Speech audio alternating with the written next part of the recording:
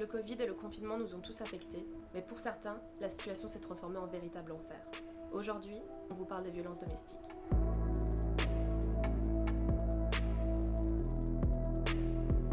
C'est un secret pour personne, ça fait bientôt 1 an qu'on est enfermés chez nous. Le problème, c'est que ça a aussi augmenté le temps que les victimes passent avec leurs bourreaux. Les violences domestiques peuvent prendre plusieurs formes. Il n'y a pas que les violences physiques.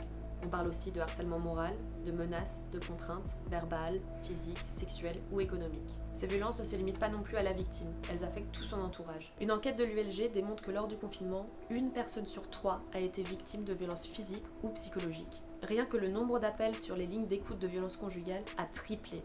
Les demandes d'hébergement ont aussi augmenté de 250% en avril 2020. Un boom des interdictions de résidence a aussi été observé pendant le confinement, avec une augmentation de 30% par rapport aux 4 dernières années. Alors c'est quoi une interdiction de résidence ? C'est un arrêté qui permet à une famille d'éloigner un membre du foyer en cas de violence domestique. Et dans 96% des cas, la personne violente était un homme.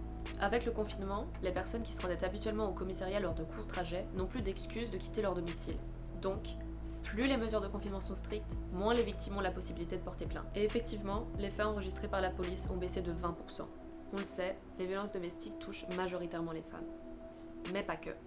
Du côté des hommes, on recense aussi une hausse des déclarations.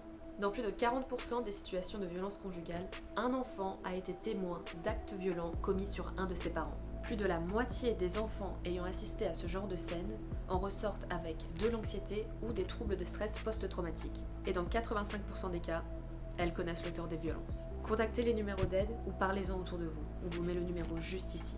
Mais ne restez pas silencieux. Les violences domestiques ne doivent jamais être banalisées.